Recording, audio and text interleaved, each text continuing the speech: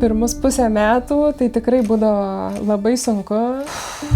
Ar tikrai šita kelionė verta tokio vargo ir tokių pastangų? Visi kiti dalykai gali palaukti, šitas dalykas nepalauks. Mes atsiskyrėm nuo savo draugo, kuris iš automobilio mus paleido iš tos dėžutės į mišką. Ir tas suvokimas, pala, čia dabar taip ir bus. Labas, nauji metai, naujas mūsų kanalo sezonas. Labas labiausiai už tave. Norime palaikyti visus, kurie daro ir kuria prasmingus dalykus, o savo palaikymą mes išreiškėme dovanodami savo reklamos eterį.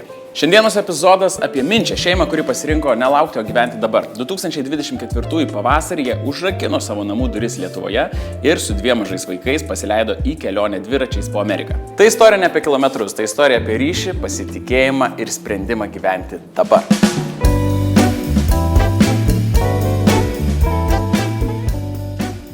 Pradėjau galvoti, ar iš vis, ar čia tikrai yra vienintelis toks geras ir būtinas pasirinkimas, kad čia dabar darbas, visos tos veiklos, kažkokie projektai, namų statyba, ar galima kitaip, nes tiesiog norėjom, pasidžiaugti vienas kito kompaniją ir vaikų, tą vaikystę, žinai.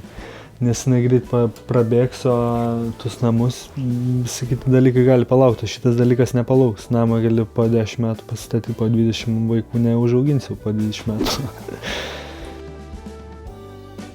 Gimus vaikam, mes gan greitai susipratom, kad pala, čia dabar taip ir bus.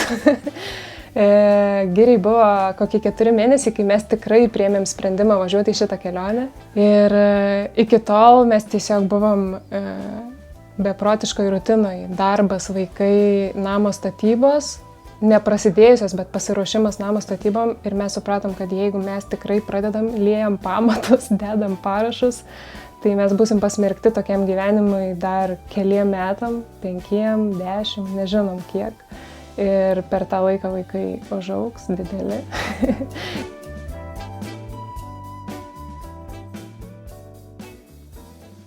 Egle, palikom tau ant puodelio klausimą, gal gali jį garsiai perskaityt? Kelionė buvo viena aiški akimirka ar ilgas procesas?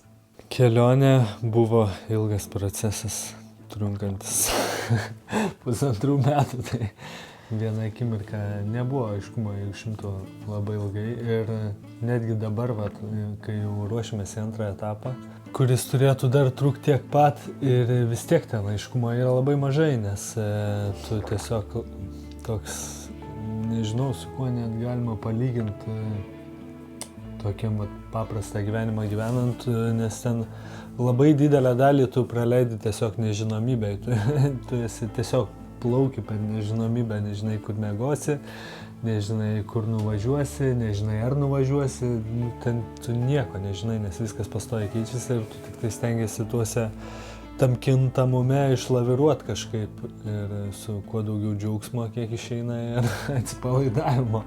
Tai ne, tikrai ne viena kažkokia aiškia akimirka.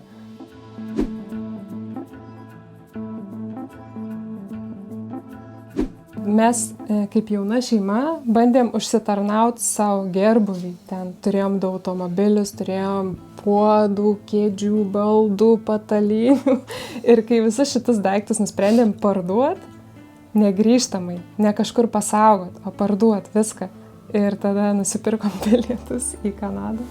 Aš nebuvau dar iki tol iškėlus kojas iš Europos ribų. Tai tada buvo ta akimirka, kad turbūt nėra kelio atgal.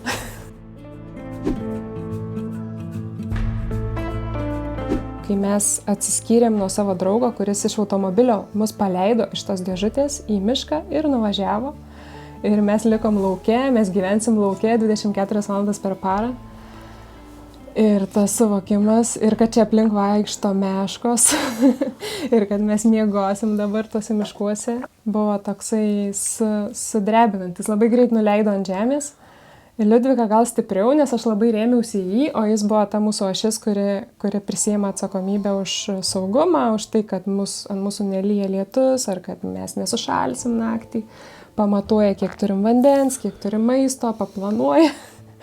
Ir tai tas jausmas buvo gal gąsdinantis ir kartu ir laisvinantis, viskas vienu metu. Ir tiesiog fiziškai buvo žiauriai sunku ir atrodė, kad neaišku, ar tu iki rytojaus pajėgsi. Ir kitą rytą, ten 4 ryte keltis, būdavo, kad aš prie dviračio vairo smingu. Pirmus pusę metų tai tikrai būdavo labai sunku. Būdavo tokių etapų, kai tu kiekvieną rytą keliesi ir va taip visą savaitę nakvoji kažkokioj tokioj vietoj žiauriai nepatogioj, kokiam nors ten traktoriaus arimam lauke ir tas traktorius iki tavęs artėja. Ir tu keliesi ryte ir džiaugiesi, kad tu neždinies iš čia. Ir taip diena iš dienos, tai va po tokių etapų būdavo tikrai toks, ar tikrai šita kelionė verta tokio vargo ir tokių pastangų. Bet kažkaip sugebam tiek nepavarg, kad apimtų kažkokia jau neviltis. Tai čia tau taip.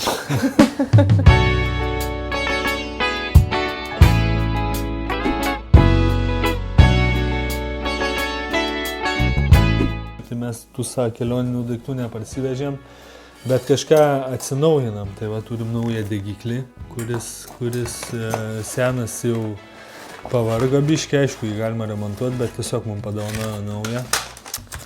Jo mes gaminam maistą, nusipirkom naujus podelius, dubenėlius, nes pametėm, pavogė, kažkas ten dar buvo. Tai jo, tai va tiek turim panašiai. Mūsų virtuvėlė dar būna puodas ir keptuvė. Kurie daiktai tapo svarbesni nei tikėjotės? Tai dviračius labai pamilau, aš bent jau. Aš tai žinau atsakymą. Aš pradžiai visai pikau, kad mes vežamės pačią sunkiausią tašę, kuri kartais net konkuruoja svoriu su maisto taše, foto ir video įrangos tašė. Ir galvoju, ar tikrai reikia mums visų šitų kamerų. Ir dabar aišku, kad jo, mums jų reikia, mes jų norim vežtis dar daugiau. Ir netgi tos medžiagos iš pradžios kelionės aš taip žiūriu ir galvoju, tikrai galėjom dar daugiau prifilmuoti, taigi čia nuostabu. Dabar, kai jau esi Lietuvoje žiemą ir žiūri tuos senus kadrus, tai yra aukso vertės dalykas. Iš tikrųjų, aš tai išvykau į kelionę su ta motyvacija, kad išsivaduoti iš šlamšto pertekliaus. Va, kai būni Lietuvoje, tai tau atrodo, tu turi daug daiktų ir tau atrodo, kad jų reikia. Bet va, kai pakeliauji su mažai, tai tu supranti, kad daugiau negu pusės tau nereikia tiesiog. Žinojom, kiek turim, kiek galim gauti dar ir žinojom, kiek maždaug panašiai planavom, kiek laiko mums užteks. Mes neturėjom visą kelionę, mes turėjom panašiai metą. Tai mes turėdavom galvoje išsibrėžę kažkokią ribą, kad iki kiek galima, pavyzdžiui, išleisti ir tada jau skaitosi viskas, kad kelionės pinigai pasibaigė, reikia grįžti namo ar kažką. Ir tą tašką mes priėjom net keletą kartų ir vis pakeisdavom planą. Vis taip sakydavom, išleisdavom, tarkim, Kanadai ir JAV ten ir po 2000 per mėnesį, kaip šeima išleisdavom. Ir daugiau. Ir kirtus sieną į Meksiką, tu staiga išleidi ten 5, 6, 7 kartus mažiau. Pagrindinė išlaida yra maistas. Jo, bet yra tie kelionės išlaidos visokie mokesčiai, bilietai lėktuvų, vizos, ten bilietai pervažimo, perplaukimo, visokie mokestėliai, mokesčiukai, kurių yra pastoviai belekiek. Bet būna, kad tu ten važiuoji 3 mėnesius dykumoje ir ten nieko nemoki.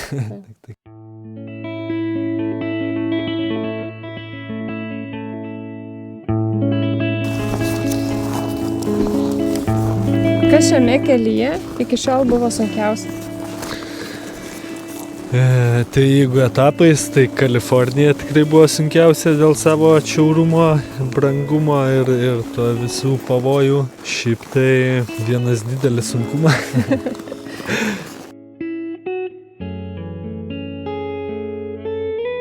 Tai gal ta pamoka ir būtų pati tokia ryškiausia, kad visi nesutarimai ir visas bėdas išsisprendžia tik tai kalbant, neužsidarant, neatsiribojant ir nepasitraukiant, o kalbant, aiškinantis ir ieškant, bandant, dedant pastangas surasti tą sutarimą, tą darną.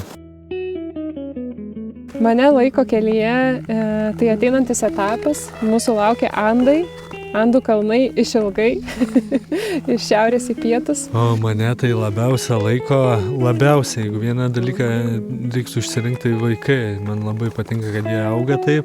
Ir aišku, tas buvimas kartu vien jau, bet tai tam kelionė nebūtinai yra. Bet jo, man patinka, kad jie auga gamtoj, kad jie keliauja, kad jie mokosi daugiau negu tiesiog tu darželį gali išmokti. O kur galim stebėti jūsų keliones ir tą savaitę etapą? Mūsų kelionę galit matyti mūsų asmeniniuose profiliuose. Tai yra Liudvikas Cibas, Eglė Cibienė ir Labas Instagrame ir TikTok'e.